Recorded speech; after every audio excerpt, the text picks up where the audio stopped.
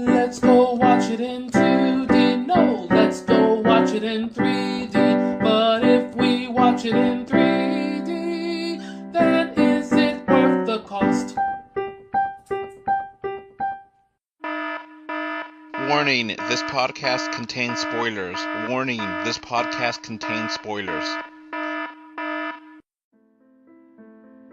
After these messages, we'll be right back. This podcast is brought to you by 3D Wiggle. With 3D Wiggle software, you can impress your family and friends with 3D gifts and videos. To find out more information, please click on the link in the description for 20% off coupon as well. This podcast is also brought to you by Patreon. With Patreon, you can become a patron and get this podcast commercial free and get many more benefits. Please click on the description again to get more information. Now, back to the show. Alright, welcome to 3D or 2D's look back at the Marvel Cinematic Universe top 10, or the first 10 years. It's very well, and to be fair, like if anyone's doing any math, this isn't actually 10 years ago. That would be next month, but we're doing it kind of to culminate with Infinity War, which is actually coming out before May. So that's James. Jake is here too. Say hi, Jake. Hi, Jake. Okay, before we get into that, I do want to get into the idea of the MCU. Because it wasn't that long ago, it was a crazy idea. Do you guys know what I'm talking about? Yes. Mm-hmm. So, before that, we had the X-Men franchise, we had, some DC movies, series like Superman 1, 2, 3, 4, Batman series, but never a huge universe like Marvel has done. So the idea of this was kind of crazy, especially since they were just getting restarted with this. And it wasn't like, you know what I'm saying? Yeah. And as we kind of go on, you'll see how, the universe really evolves from the first movie onward. So, I legitimately did not believe it was going to happen. I don't think really anyone could have thought that, by in 10 years there'd be 18 movies or so. And they all kind of connect together, some of them better than others. And some TV shows too, and it's not falling apart. And, there's definitely some weaker movies and some better movies. Yeah. And as we kind of pointed out last show, as things kind of extend, things do get more confusing. But, I mean, there certainly are connections. Jake, do you have anything to say? Anything to add so far before we get into it? Well, I'll give you a little history on Marvel's plans. The very first time Marvel made a deal with Republic, and that was to do the Captain America serial. It's a great serial. It's a terrible Marvel adaptation. Marvel was so frustrated with the lack of say-so they had in the serial, they didn't do they didn't do any movies for decades because of it, because they wanted control. They did license some stuff for television in the 60s, and they did allow Canadian radio to do a radio series on the Fantastic Four, and they allowed some TV movies in the 70s. But you notice that they really were very picky about who they made deals with for movies. And then when they made the deal with Paramount, which eventually became the MCU, then I was thinking, maybe they might pull this off. Because Stan Lee used to talk a little bit about some of this stuff. And he used to talk about the frustration Marvel had with working with Republic, because originally they were going to do all their heroes, but they were so frustrated with what happened with Captain America, they kind of pulled the plug on it. And we do got to remember at this time, we still had a separation of the characters, which we kind of still do, but not to the same extent. You know, No. Daredevil was not part of Disney Marvel Studios. We did not have Ghost Rider. We did not have. I mean, we kind of don't have Hulk. It's kind of like a mixed thing with Universal. You know, because Hulk can't technically have its own movie without it being done by Universal. But a lot of these properties, X-Men, are still at this time, beginning 2007, 2008, you know, it was kind of a crazy idea that I didn't, believe was going to happen. It's like, all right, cool, I'm fine with this. And you're going to start off with Iron Man, which, Iron Man, I like Iron Man, but he was not a top tier character compared to like Spider-Man. And realistically speaking, let's just put this into a lot of point of view before we kind of begin. Most of these characters that they started off with, Iron Man's a good example, were all B-list, characters. They were in the Avengers, but really in a public view, not many people really knew about Iron Man or, Captain America, or, well, Captain Thor. America was popular, or Thor, and now, who do you see on, like, all the promotional stuff for Marvel? It's Thor, Hulk, Captain America, Iron Man. It's like they have effectively become, like, the most iconic heroes. They're in fact very comparable to, the Trinity from DC. Yeah.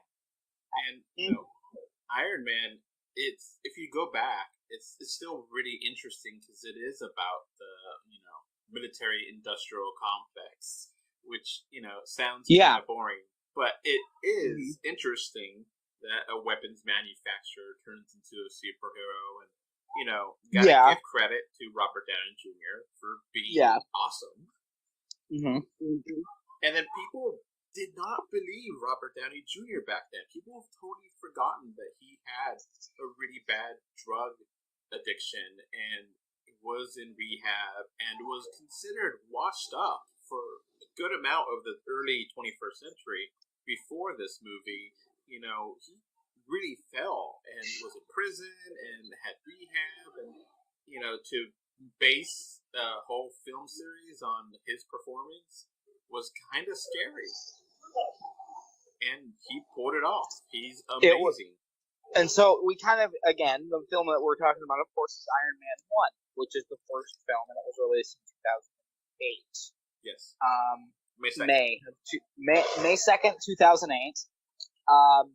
And again, this was really our first kind of view into this, Marvel cinematic universe, right? And, of course, I saw it in theaters. A lot of people did. I'm pretty sure both of you saw it in theaters, right? Yep. It's kind of interesting because if you look in the comics, Iron Man acts like he does in the movie now, but that's because of the movie series. Tony Stark, he did have, like, addiction problems and things, but he didn't act like, of course, the Tony Stark we know now. Robert Downey Jr. really made Iron Man his own, in the sense of, is the wits and the self-confidence and the pompousness is all stuff that he's kind of added to the character. And I really think that that's one of the reasons why, Iron Man did so well, and why he's kind of like the flagship kind of, you know what I mean? Yeah, I definitely think that. And Iron Man, is iconic now, like you said. And Robert Downey Jr. is iconic in this role. Yeah. Kind of like how Superman and Chris Reeve were iconic for that, Yeah. It is him. That is Iron Man. Yeah, exactly. It's to the degree where you see pictures of Iron Man, or at least Tony Stark, and they draw Robert Downey Jr. So Like the that. first. Go ahead. That's all I was gonna say. And the first movie ends with him revealing himself as Iron Man, which is kind of like a big screw off to DC with all the secret identities, and Marvel was like, no, we don't care. It doesn't matter, really. Yeah. That was a huge shock when I was in the theaters. I was like, what? And so, right from the get-go, it really kind of started very uniquely. And, again, I think Iron Man 1, if you had to flack it for anything, it is the first of many films to have, a solid story, solid, main characters, good casting, but just a forgettable and not very good villain. I think this, and we'll get into this in other films, but that's one of the main criticisms of the Marvel Cinematic Universe going in, is that the villains just are usually, one, they are basically like an evil version of the hero. Like they usually have the same powers. They usually have a similar design. They usually have similar things. They're just, a generic bad guy who just kind of shows up and then is defeated and then dies. And then that's it. So this kind of established that trend. Jake, do you have anything to add? Well, usually a lot of these Marvel movies, the villain is more internal struggle than the other. Is just the jackass pose of. It's more of the eternal struggle. Yeah. Yeah. All right, so let's move on to the next movie, which is The Incredible Hulk, which released June 13th, 2008. And this one is kind of different because the Hulk that was in this movie is not the Hulk that returned after this. Edward Norton originally was the Hulk in this movie, and now he's not. What did you guys think of Incredible Hulk? Well, I'd say, first of all, it's definitely the black sheep of the entire movie series, because it's the only film that's a collaboration with Universal. It's the only solo Hulk movie. And again, as you said, it's the only film that has a different Hulk actor. I mean, it's pretty different in comparison to all the other films. And most of the plot threads from that movie have been completely dropped. Mm-hmm. Or not mentioned. The entire thing about Abomination and the leader, for example, just completely dropped. There is some throwaway references to them, but other than that, like, all of those characters and plot threads were completely thrown out the window. And you can definitely tell that, there was plans for a Hulk sequel. There was plans for, future Hulk movies that just centered around Hulk. I mean, they clearly established a villain, a very prominent Hulk villain at the very end. So, I mean, they had plans, and for reasons that we'll actually get into later, which I'll tell you my theory,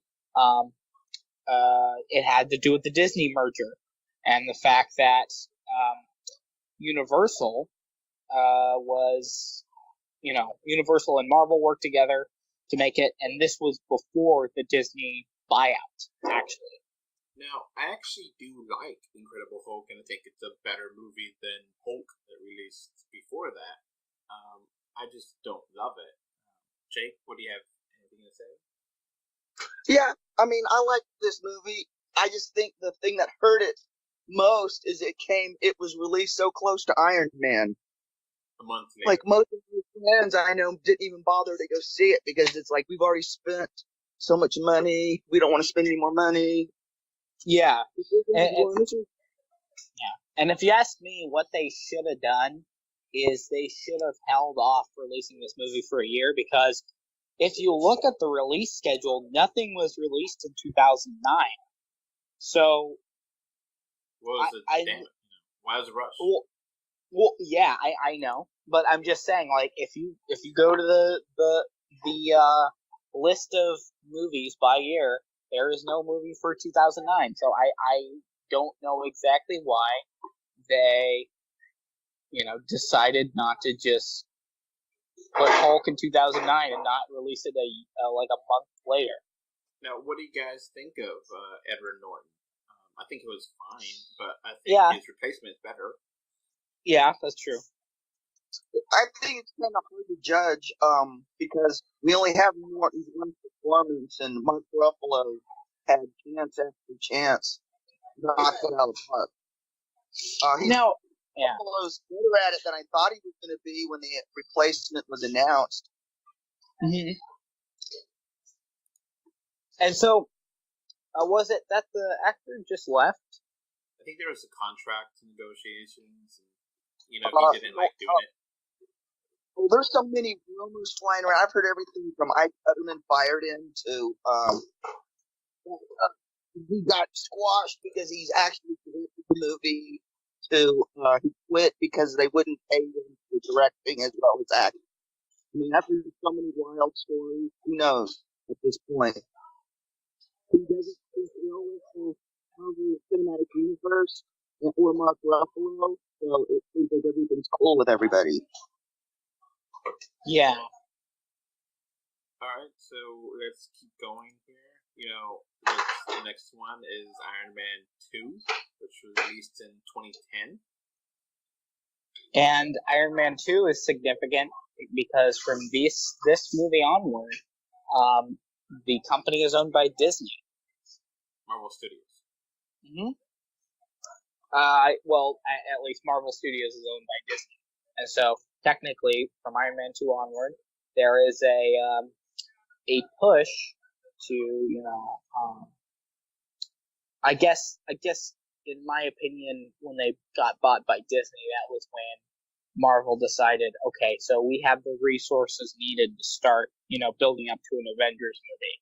That, like, they had the idea in Iron Man and Hulk. You can tell by, like, the end credit scenes. But I think that, like, okay, we're bought by Disney. We can do this. We can make Avengers. And you can tell in Iron Man 2, and this is a huge fault of Iron Man 2. This is something that a lot of people are pointing out. It's, in a lot of respects, it's a trailer for Avengers. Yeah. It's got a lot of plot threads that lead directly into Avengers. The whole forming the Avengers team is a huge part. Yeah, and it hurts the movie because the main storyline with Whiplash was kind of not really all that important. Like, it was there, but then it just got sidelined for all the S.H.I.E.L.D. stuff, and that was that. Exactly. It feels in a lot of regards as two movies kind of stitched together, and the reason why this is because, again, this film was being made right when the merger happened, and you can tell that there was a shift in tone in this movie that can be seen. Like, it feels like half of the movie was written before Disney, and the latter half was written after. At least that's the impression I get. Jake, anything to add? The only thing, the highlight of this is Black Widow. To me, this is the weakest Marvel movie. If you want to champion him, you gotta get Marvel movie. And I don't. Yeah, I think one kind of cool thing about the film, though, was Iron Man, or not Iron Man, but War Machine. His debut was kind of cool. Besides that, though, and the review, it changed. Yeah, Don Cheadle, who I thought should have had the part in the first place, because if you want to talk about actor replacements, I love Terrence Howard, but I think he's like killing it on Empire. I can't imagine anybody else in that part. But Don Cheadle is Rhodey. Yeah, exactly. And so, yeah. It's again, a second change in main actor in a row. So Yeah. Incredible Hulk and And the two I've heard so many rumors about that too. Like I heard that there was a lot of salt that happened. Like the War Machine actor, in the first movie, he wanted to come back, but for some reason they didn't. They decided not to. So. All right, I think we're done. Let's go to Yes. Thor. Yes. Now, Thor released on May 6, 2011, and I wasn't sure about this because it looked really strange, but it worked. Yes. I think, especially one of the just from the very beginning, the visuals are great. The like seeing Asgard, like at the very beginning, all the set designs and things just look really, really good. And it's the first kind of trek into the weird side of the Marvel universe. And I think that this film also has the distinction of not suffering from that villain issue. Loki is a very memorable, competent villain, and for that he basically becomes a character in the rest of the Thor movies, a pretty central character, and he appears in the Avengers movies besides the second one. So that's a plus. The whole side trek to Earth and the whole his wacky filler, friends. Yeah, his wacky friends or whatever. That was kind of dumb, but I felt that it was a solid movie. I liked it. I never believed the romance he had with Natalie Portman. No. No. I mean, it's part of the story, yeah. But it didn't feel right. Yeah. Just didn't click. He had more chemistry with Jamie Alexander. Yeah. Yeah. Yes. Lady Sif, who knows where she is? No. She was actually, they said, like, she was banished, but we don't know why. So. But we haven't seen her in a while, so. Yeah. Haven't seen her since Agents of S.H.I.E.L.D., actually. Yeah. That was her last appearance. Anyway. Yeah, I don't really, the whole explanation of the cosmos was kind of cool. That's a neat scene. I really that's my favorite scene between the two of them, actually. Like on screen is when like Thor like kind of sits Natalie Portman down and he's like, okay, and he like draws out the universe like that. That was a cool scene. But besides that, I never really bought it. Yeah, that scene really cemented that he was not. They call themselves gods, but they are still, just superhumans or stupid, and they have, what looks like magic, but it's not. It's just science. Yeah. And they did a decent enough job to explain that. And Asgard looked cool. It didn't look corny. No. The other Norse gods could have been really corny if they didn't do it right, but they got it to work. Yeah, they made it look a good, like, there was a very good blend between, like, sci-fi and fantasy kind of look to it.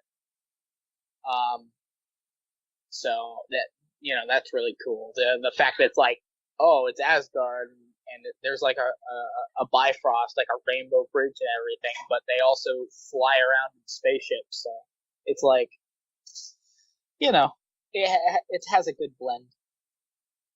And then this is the first time we got to see, was it first time for Agent Coulson?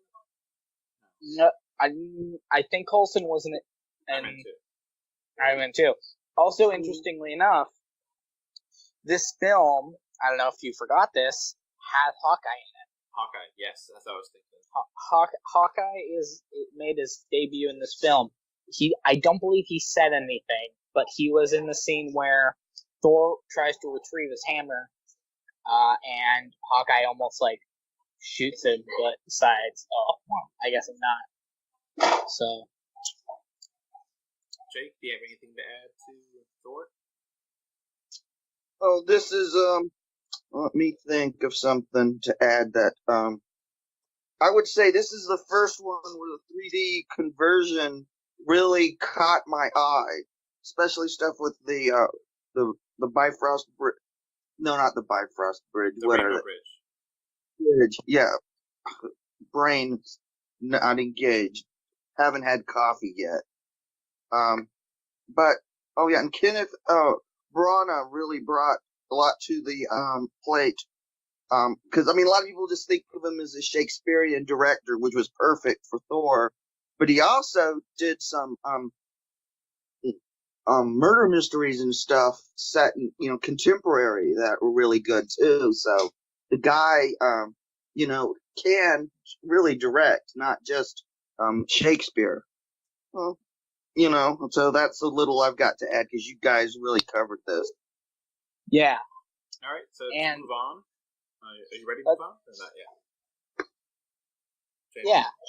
yeah. I was just gonna say, do you want to do the next movie? Explain. Yeah, Captain America, the First Avenger, July 22nd, 2011. And this was a period piece, and they nailed it. Totally nailed it. And Chris Evans is fantastic as Captain America. The CG when he was before Captain and when he transferred over was totally convincing. And I really liked him before and after he had the serum, the super serum. Yeah. But I actually liked Red Skull, which unfortunately we haven't seen him since. He disappears. Yeah. Technically speaking, he might not be dead. He might just be teleported somewhere else, but we don't know. Yeah, that's kind of what they implied, though. Like, they implied that he was just somewhere else. They didn't imply that he died. But it's, there's cool stuff in this film, like having Tony's, I believe, dad in it. Mm-hmm. And tying the whole super serum thing to the Hulk. Thought that was cool. And I actually really like Peggy Carter, and they actually really did have chemistry on screen, and I really like her as an actress and her character. Mm-hmm. So, and it set it up pretty well for Avengers, which when he fell into the ice, everyone that knows the comics knows what's going to happen, but other people were probably stunned, like, whoa, what's going to happen, Yeah, exactly. When he froze, I thought it was cool. The fact that they kind of got the. So far, this has been the only film set in the past, but we will see in the future if they ever decide to go and show the past. But no. I thought this was cool. You got Captain America using a gun for the first and only time. Yeah. That's notable. Peggy Carter got 2 seasons from this, and that all went in the past, and they introduced Jarvis, and they have Iron Man's father reprise his role there, and I really liked that show. It kind of ended in a weird way, so it was kind of a cliffhanger, and they kind of not really cleaned that up. So it's unfortunate, but that was a pretty cool show. I know, James, you haven't seen it. Jake, have you seen? Yeah, it's a very good show. Very good show. I just got a feeling when Disney gets the streaming service off the ground, we'll probably see it again. And maybe. James, you said that it's impossible to legally stream right now, right? You can't find it anywhere. No. You cannot find the episodes on Netflix. They're not on Netflix, and Hulu, for what I know, only has a couple episodes from season 2 up, and that's it. So you cannot really legally watch it anywhere. which is really weird because Netflix has all of the, Agents of S.H.I.E.L.D. episodes, minus season 5, I think. They have, all their other Netflix shows. The only one that they don't have is, Carter. So that's the reason why I haven't watched it. Anything else to add there, Jake? Well, this was the first Marvel movie I remember the critics saying was going to fail and lose money. It didn't fail? Did not fail. It opened at number 1. Every Marvel movie, with the exception of the Inhumans, if you want to count it, has opened at number 1 and has made money. Wow. So let's go on to the big one. What was that, Jake? I just was saying it's. I've never understood why people make such a big deal out of a movie opening at number 1, but every Marvel film has, with the exception of that thing they call the Inhumans. I'm so disgusted. I can't even tell you. Oh my gosh. Well, we will get to that. Yeah, we don't have to talk about it. I was just disappointed. We will get there at the tail end. Okay. Yeah. So let's go on to the Avengers. Yes. May 4th, 2012, which, wow, that was a great tie-in movie. It was something that I kind of dreamed about, and it's just like, for me, one of the top tier ones. It's like, realistically speaking, on like a technical level, if you really want to go into the film, like break it down, it's perfect by no means. It's got a lot of problems, and it's a really basic film, but you really have to put into consideration the time when it was released and what it did, because it's the first film to really do the whole, you have a bunch of films establishing these characters and then they all meet up. This is the first time that has really been done, ever. And so, for what it's worth, I think and of course you had to recast one, and 2 other characters were minor characters in other films. But for the most part, I think that, bringing the main 4 together was for the first time on screen, it's really memorable. I felt that it was actually a good choice to have Loki return, because, he was the strongest villain of the other films, and I'm really glad that Thor 1 didn't decide to just kill him off or something,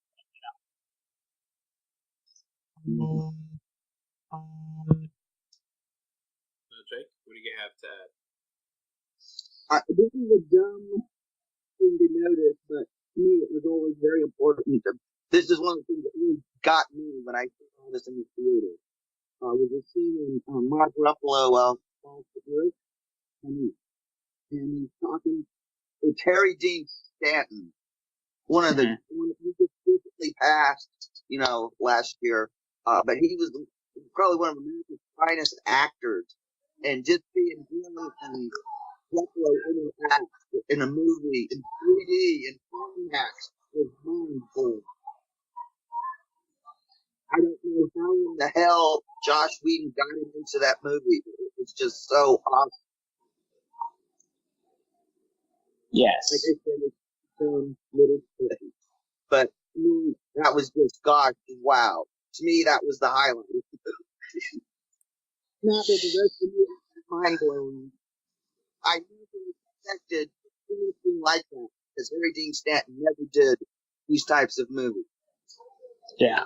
And I think that Joss Whedon did a good job in kind of bringing everyone together.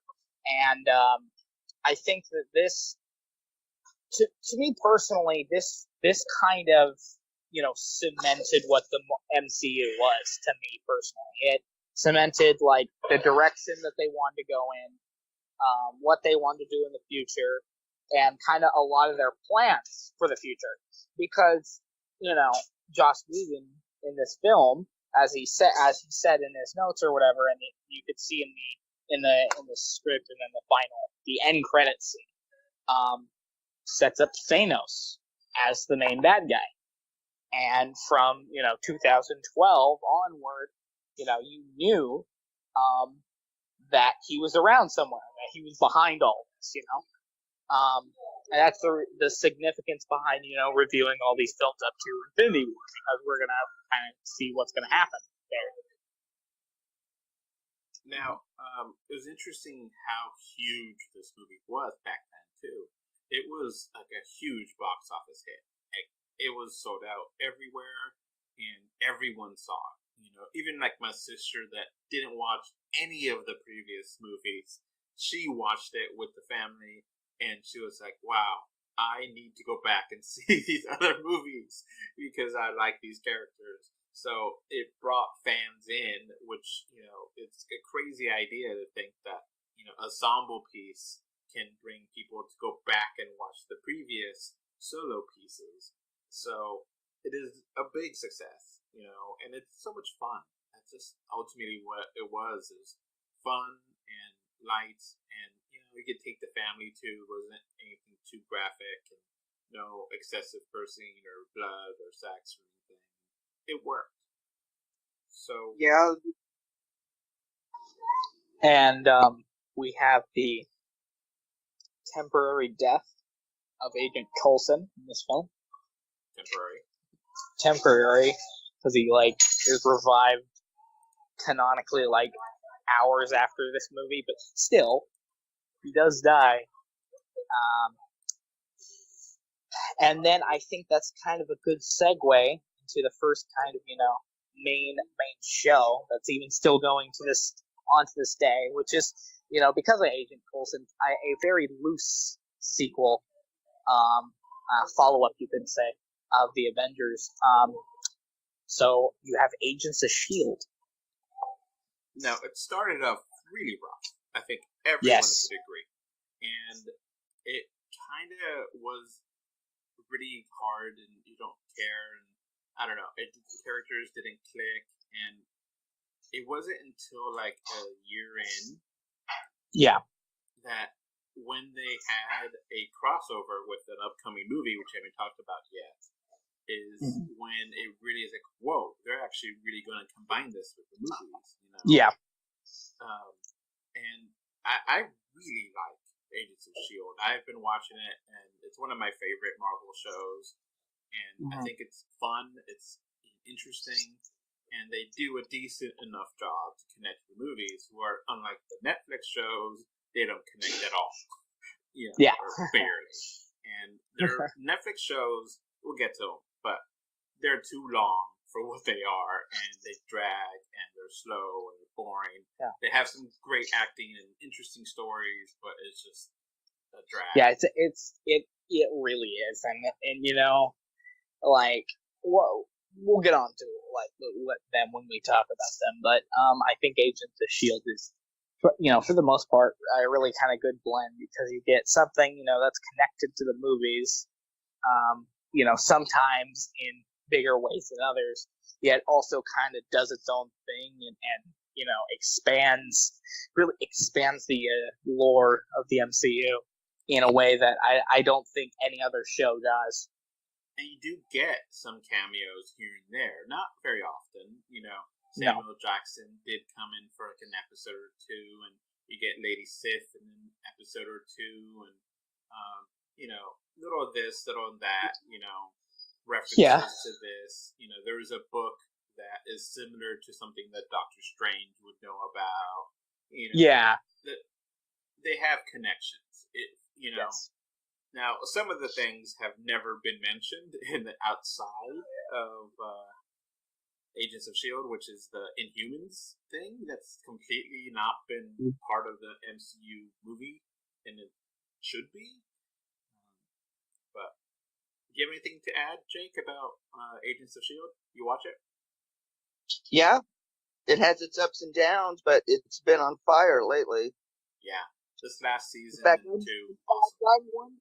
I'm wondering if, though, how much of what's going on this season is going to tie into Infinity War.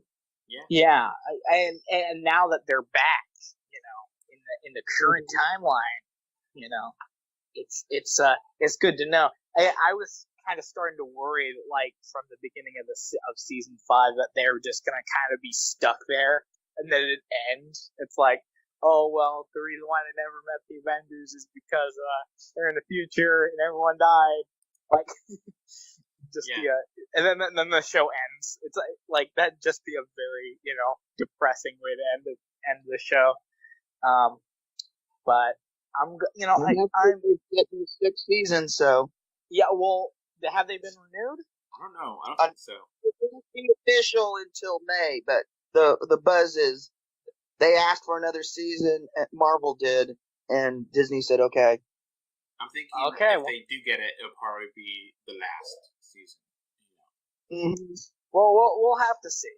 I think that Agents of S.H.I.E.L.D. has always it definitely had a very rough start, but it's been pretty solid ever since. And when we get into that other show that should be connected to Agents of S.H.I.E.L.D. but isn't, and is really terrible, and is probably never going to come back, yeah. Alright, so let's go back to the movies and Iron Man 3, which released on May 3rd, 2013. And I like Iron Man 3. It's a fun Christmas movie. I know a lot of people don't like it because how they changed the Mandarin, but I had no problem with it. I didn't know about the Mandarin beforehand, so it wasn't a big deal for me. So I liked it. James, I'm guessing you disagree. Wow. I mean, I wouldn't say it's worse than like Iron Man 2, but there's certain things in this film I don't like. I don't like the whole Iron Patriot thing. Felt that was kind of just a weird thing that they did in one movie, and then they went back to War Machine because Iron Patriot's stupid when it's Rhodey and not Norman Osborn. So you know what I'm talking about? Like, for this film, for some reason he's Iron Patriot. He's not War Machine. Yeah, they just wanted to rebrand it to sound better. Well, take into consideration this never happens again. Like this, the event that is quickly changed. His next appearance, he's War Machine again. So anyway, he wasn't really in the film at all either. So that was another thing that was kind of weird. I didn't like the whole, oh yeah, I'm gonna stop being Iron Man, and that being contradicted, or the extremist stuff. Here's the thing. My problem with this film is that a lot of the so-called big revelations and big conclusions of this film ultimately are retconned out of existence. Like, again, like the examples I give, like him quitting Iron Man, or the Mandarin being fake. The Mandarin isn't fake. We know that was an actor, but the real Mandarin is out there somewhere. We know that now. So it's like, all this, a lot of the plot points of this film are gotchas, and they don't matter in comparison to other films. And Pepper Potts having extremists is totally dropped. I don't know what exactly. James, and of course, Oh, I think, James, you're outnumbered because I like this one too. Because I love Shane Black, flaws and all. Because he's one of those fly-by-your-seat directors that just gets it done, and he's hanged every step of the way. I like this. I was nervous coming into this because I'm very sensitive to the criticism of Mandarin, having been raised in Asia. So, I had no problem with this. I think a lot of people have a lot of trouble with this movie. It kind of really touches the real world politics. Yeah. They didn't want reality mixed into their Marvel movie. Yeah. This movie's a lot about the consequences of Tony Stark's people. Yeah. It was kind of dividing in the and I'm wondering, this is something, it's kind of a bit of a spoiler, kids. I'm wondering if some things haven't been retconned out of this, but we have Tony Iron Man. Yeah. I just, Oh, you and know, another interesting thing, the little kid in Oklahoma apparently is our oh. So I'm wondering how, you know, what's going to happen as far as, you know, the future of this movie, because I don't know, it just feels like its own thing when other films contradict it, you know? Yeah. All right. And it's and it's kind of a weird way to start phase 2, but whatever. All right, so let's move on to Thor: The Dark World, which I think we're all going to agree this is probably the weakest of all of the Marvel movies. And there's a whole thing with the portals and the ether. Yeah. And I don't care. I just don't care. That was boring. And it was ugly color palettes. It was just like gray. And it was, Loki was fun in it, but I just didn't care for it. And this was the first Marvel movie where the director got fired and replaced. People forget Patty Jenkins was originally the director on this. Mm-hmm. So, hello? Yeah. James, what do you think of Dark World? You lose James? I don't know. Originally, I think Iron Man 2 is worse than this, but this is still But if this is the worst Marvel's going to throw at us, then I think we're doing pretty good. Okay, so I'd say that aside from a couple elements, like a couple elements, I think that this film is pretty bad because it's a mix of a lot of things. Didn't know what it wanted to be. They skipped they fired the director, right? Mm-hmm. And then, aside from, a couple things. Like, for example, Loki's fake death, the Aether, the explanation of that. The final fight scene was pretty cool, and the the costumes are cool. So, it's got good elements. It's just poor execution. Yeah, I didn't like Malachi or the Dark Elves. I really thought that I like Christopher Eccleston as an actor, but I think they should have cast somebody who was used to working in makeup, those heavy prosthetics, because he just couldn't deal with it. All right. So let's move on to Captain America: The Winter Soldier, which I love. It's like a political drama / spy movie, and it really works on every level. Yeah, and there's people that just this entire so the thing with this film is that it was really its own thing and a lot different from Captain America, the first Avenger, and really was kind of its own thing in a lot of regards, and far as the fact that it was really a thriller, like a spy thriller kind of movie, Yeah, and introduces Bucky. Bucky was in the first one, but you get him as the Winter Soldier, and he was pretty badass in this. I really liked how he fought, and the struggle he had with Captain, which was his best friend, and it dramatically changed the MCU, which led to basically a big shift in Agents of S.H.I.E.L.D. with Hydra coming back, and Hydra's awesome kind of idea that they've been playing with in the MCU. I really like how they do that.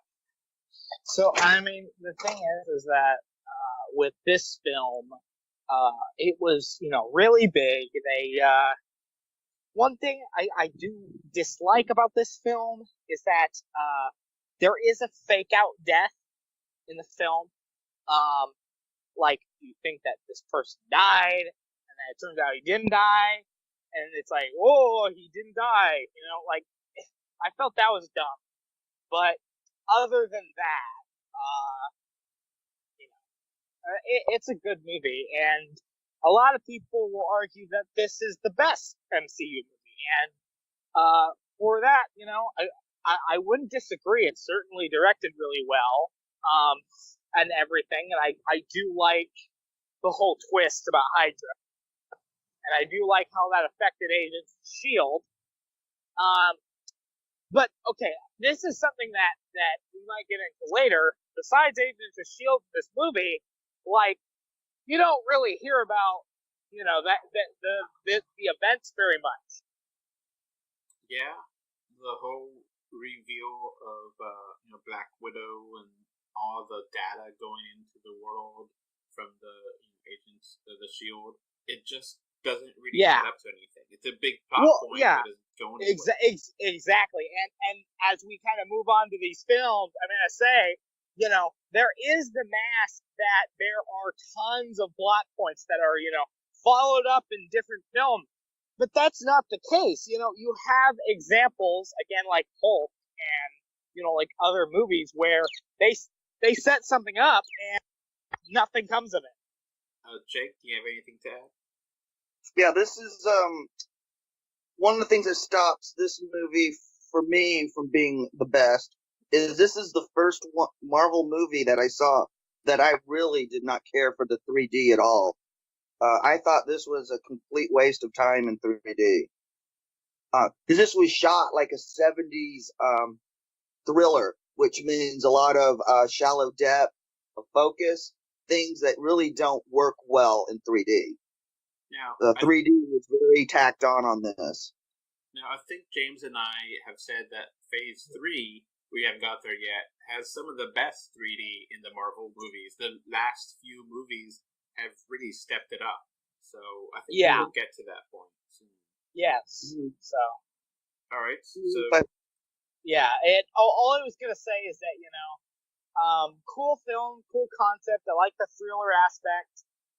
But, it's just a lot of that stuff, a lot of the problem of this film doesn't come from the film itself. It just comes from stuff that kind of happens later that kind of makes this, All right, so let's move on to Guardians of the Galaxy #1.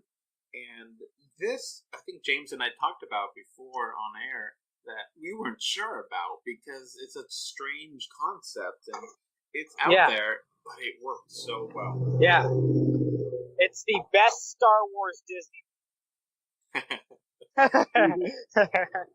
Well, I think that for what it's worth, the first one does a really good job of having its own personality, having its own direction, and, on its own, being on its own a good thing, but also, there's plenty of things in this film that connect to the larger universe, with Thanos and the Infinity Stones, it's, and so, like, you have things in this film where, it's good to watch because it connects to the rest of the films, And I never would have thought, a talking tree would have been so compelling, but here we are. And, Groot is a very likable character, and he says the same thing over and over again. I am Groot, and it works.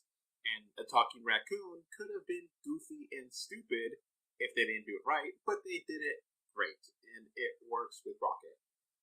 Yeah, and, there's a lot of things in this film that could have worked, that could have been better. I think, like we said before, this film also has the villain issue, where the villain is just kind of forgettable and bad. Drax Destroyer. Yeah. Well, Not Drax. No, it's Ronan the Executioner. Yeah, Ronan. It's alright. The Accuser. Yeah. He was terrible. I mean, he got the purple stone, though. Yeah.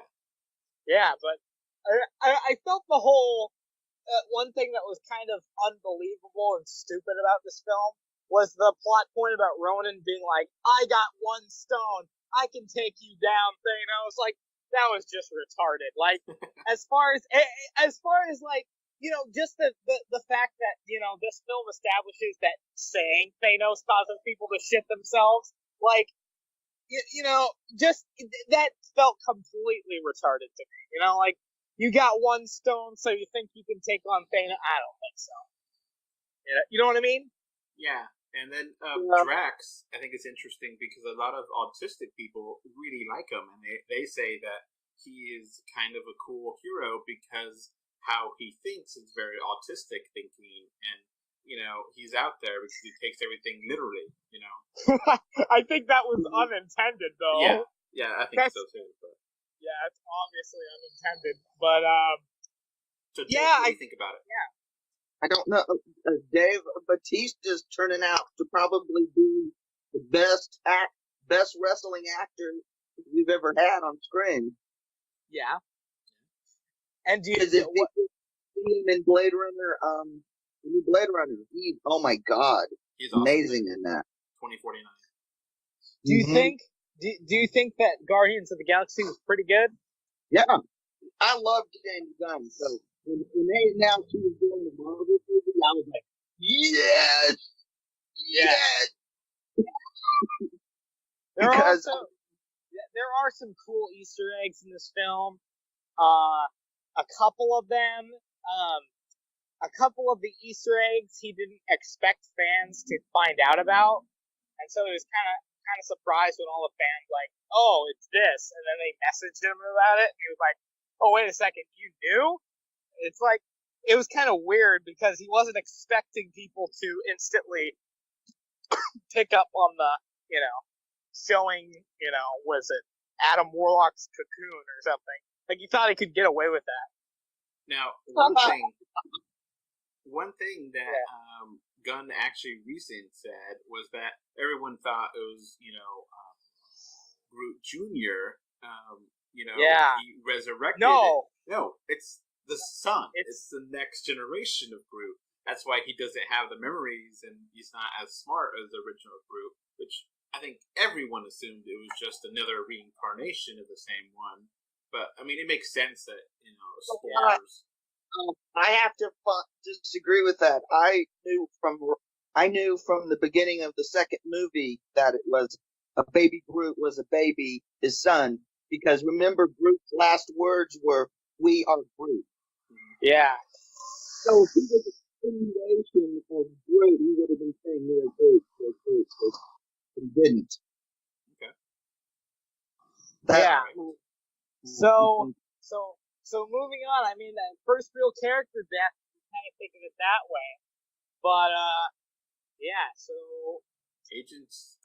Avengers Age of Ultron is in 2015, and that is a really interesting movie because James and I really like it, and everyone else in the world hates it. Yes. I don't hate it, but I don't rank it. I rank it above Thor Dark World. Okay. But I don't love it. Now, I really like Ultron as a character. I just think, they kind of rushed it, and Vision felt like he was super rushed into here, and it didn't make much sense. But I did like how the biggest issue with Age of Ultron was, honestly, when you think about it, it was. Okay, Joss Whedon wanted the film to be too many different things. He was trying to, he was overcompensating. He was trying to put so much plot threads into the film to set up the third one. And, a lot of these don't go anywhere. They don't matter. A lot of this stuff is completely abandoned in Phase 3. So, the cave scene supposed to connect to Thor Ragnarok. Oh, well, Thor Ragnarok has nothing to do with that. So, I mean, it's just stuff like that,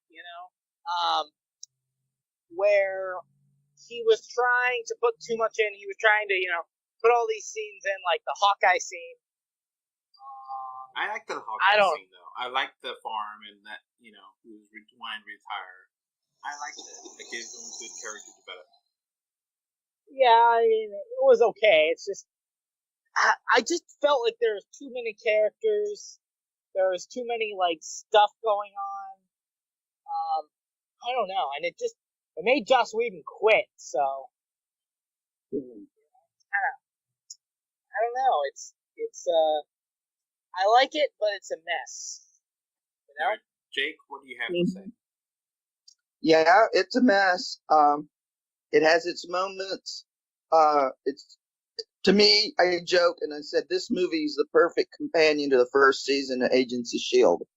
Kind of, it's this mess in the same sort of way, but it's a lot more interesting. Now, Quicksilver, his death was totally meaningless because he was introduced basically here and no one cared, and the Scarlet Witch has always been kind of a side character since this movie, so she's never really been given that much screen time. So, alright. Anything else to add, or just keep going? I think. I was just gonna say how, going into Phase 3, a lot of this stuff just really, I don't know. Alright, so let's go to Ant-Man, which also released in 2015. And this was a lot of fun. This was a really good kind of heist movie, and I did not expect it to be as good as it was. And it had really good 3D depth with, shrinking and seeing how things are. What do you think? Yeah, Should... Go ahead, Jake. Okay. All I was going to say is, like, I thought it was good. Jake, go ahead. Yeah, this one is famous for, it was almost done. Edgar Wright started working on this. In fact, he started working on this at the same time Iron Man was, and he was last minute replaced by Peyton Reed. So everybody was screaming that, there's no way this can be any good. But I was saying, hey, you should read Peyton Reed's treatment for his idea for a Fantastic Four movie. He's got this. And he's one of those directors who has picked up other projects like this. So, he knocked it out of the park, I think. Yeah. This was a heist movie. The 3D was great. Yeah, it was its own film, too, in a lot of regard, One thing that's weird is that, realistically speaking, like the script and a lot of the scenes and things were planned out during Phase 1. Really, as we were saying before, it was supposed to be released in, 2010. And so, for example, the Falcon scene and, the whole Avengers Academy, that was added in to make it seem like, this takes place right after the Avengers. That scene was added specifically for timeline placement, and it wasn't a part of the original film. And a lot of people will say, oh yeah, that scene was terrible, but, the reason why it was weird was because it wasn't in the original draft. So, that's something that's kind of an interesting tidbit about it. Mm-hmm. Now, before we get to the next movie, let's go to the Netflix shows, which both started in 2015, Daredevil and Jessica Jones. Yes. Go over each season briefly. Jake, Yeah. have you watched these shows too? Yes. All right, so Daredevil season 1, really tough, really a great villain with Wilson Fisk. And realistically speaking, you kind of look at Daredevil and Jessica Jones as, they both came out in 2015. One I believe, April, and the other in November. And they're both solid. They a lot of the criticisms of the Netflix shows kind of happen after these two. I think, Daredevil gets going right away after the first episode, which was, I could see why some people would call it a slog, but after the first episode, things really pick up. The villain's really great, and while I wouldn't say that Jessica Jones is stronger than Daredevil, the thing that Jessica Jones always had going for it is the great villain, who is probably one of the fan favorites, actually, the Purple Man. So yeah, I just use his Kilgrave. The comic book name is the one that I always go with. But so I felt, both of these shows, great villains. They end well. They have kind of, they have their own kind of thing where, Daredevil is like a street vigilante. There's a lot of martial arts, like beating people up, Street Fighter kind of stuff. And then the Jessica Jones is more like psychological and like crime noir kind of thing. Which, they have a really good supporting cast too with Stick in Daredevil. I really like him. I like Foggy, Ox. Yeah, exactly. Too, but I'm not like Karen. Yeah, I do like both, and so, we were mentioning, they're kind of a slog or whatever at the beginning of Netflix. No, like, Daredevil season 1, and we'll get into season 2 shortly after, but, Daredevil and Jessica Jones, at least season 1, both pretty solid, both pretty good. Yeah, and also, Daredevil is actually, I'd say, the most connected to the rest of the MCU, because you have to remember Wilson Fisk owns a company that is trying to rebuild New York after the destruction caused in the Avengers movie. Mm-hmm. So, I mean, that's pretty connected to the. Now, for me, Daredevil and Jessica, the first few episodes didn't really click, but after a few, I was totally in. And I think the thing that saves both the shows in a lot of regards is the fact both have great villains. Both Wilson Fisk and Kilgrave are both great villains. And I want to see them both, or I guess Kilgrave is dead now, but I want to see Fisk in another movie. What I want is, like, some in Infinity War, like, because there's some like gigantic retcon, like because of the Infinity Gauntlet, like Kilgrave comes back to life, and it's just like a side effect. Like, yeah, I felt it would be cool because comic books, people don't stay dead, so why should Kilgrave stay dead? All right, Jake, what do you think of Daredevil and Jessica season 1? They were both really good. I blew through those and then was dragging ass the next day. No, but you have to admit that the first few Netflix shows are solid. Yeah, 100%. Mm-hmm. Yeah. Mm-hmm. But I actually think they got better in their second seasons, especially Jessica Jones. Yeah, I'm going to disagree with you on that. But all right, let's go to the next Marvel movie, which was Civil War, Captain America. I really liked this movie. Iron Man and Captain fighting with Zemo, which Zemo is very different from his comic book, but I do think he was a successful villain in a way.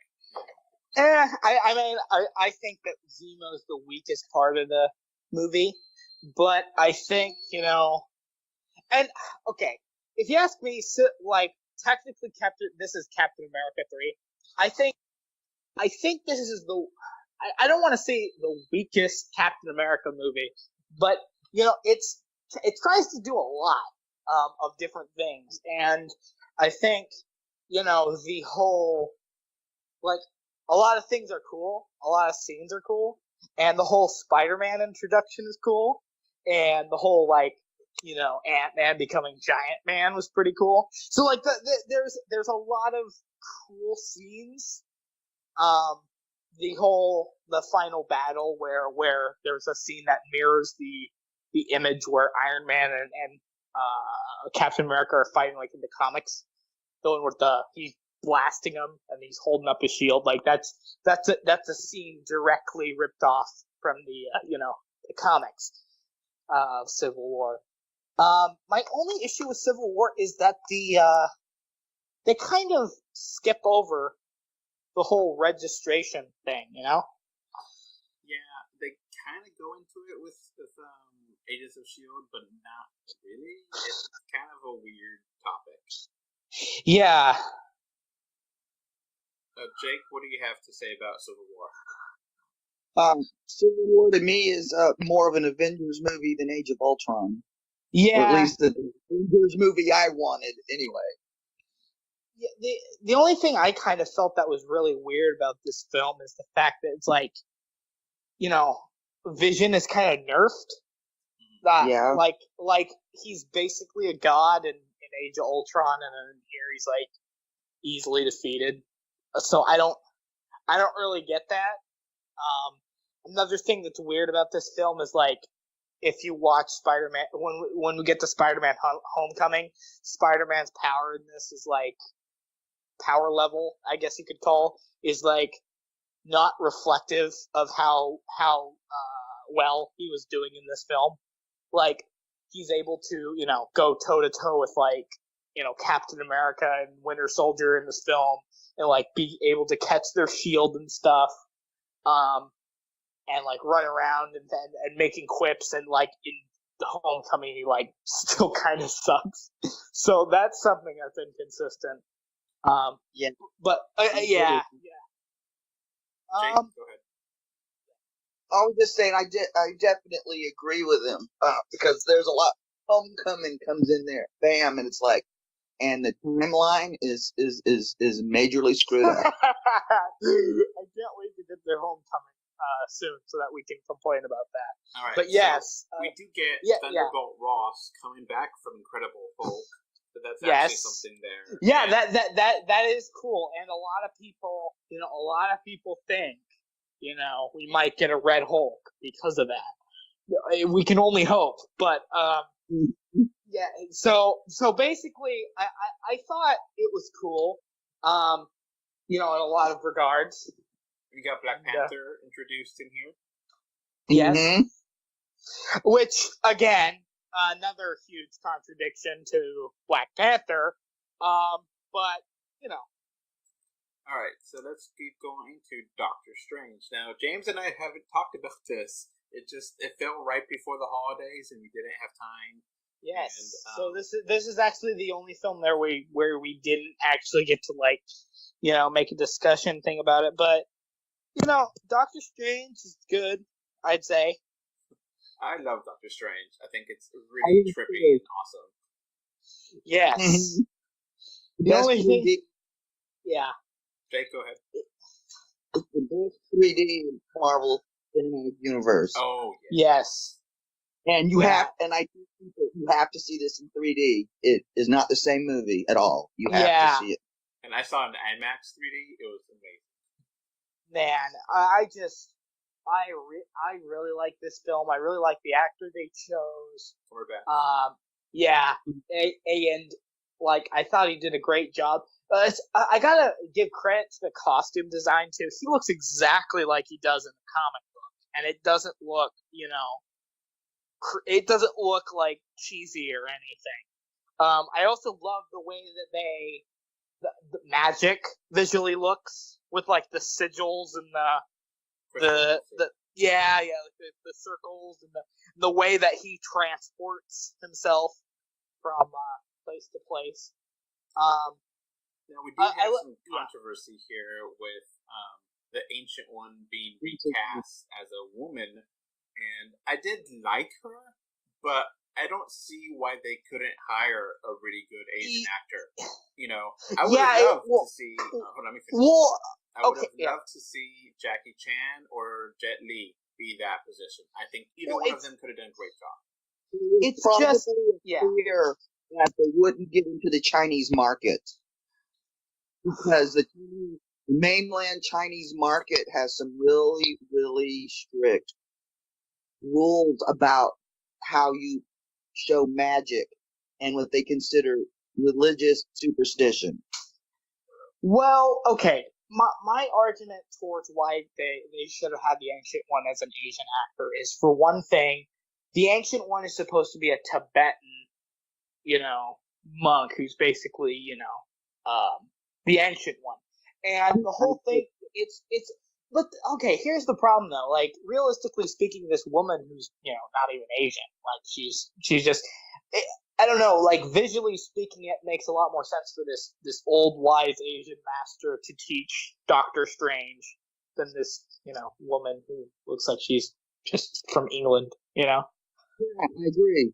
But yeah, I just think, like, the aesthetics are off. Mhm. Now, But you have to admit, they got Wong right on. They did. I do like how Wong is a really good character. Now, I could have, if they would have played it this way and said, my visual appearance is different to whoever wants to see me, and then you see in the mirror, different versions of him, and, one version is of, like, the comic book version, one of version is this. Yeah. That could have played really well. That would have made sense. I mean, like, my visual appearance is irrelevant. I'm trying to connect to you. This is the best way to connect to you.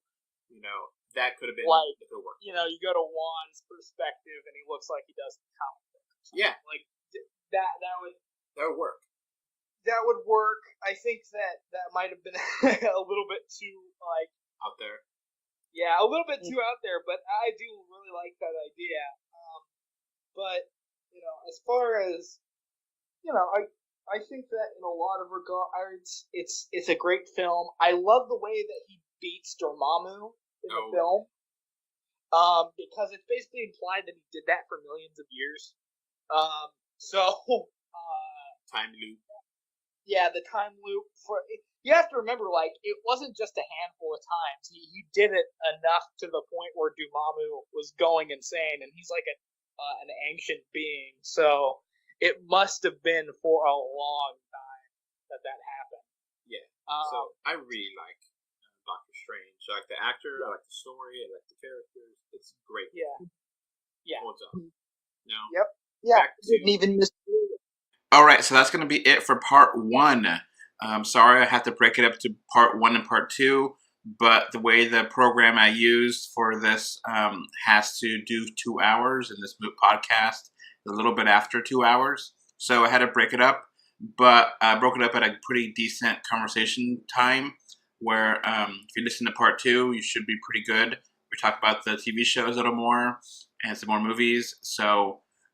just go back to listen to part 2. A link will be in the info box, and they will be posted immediately, one after another, so that way you don't have to miss out any parts at all. All right, so see you in part 2.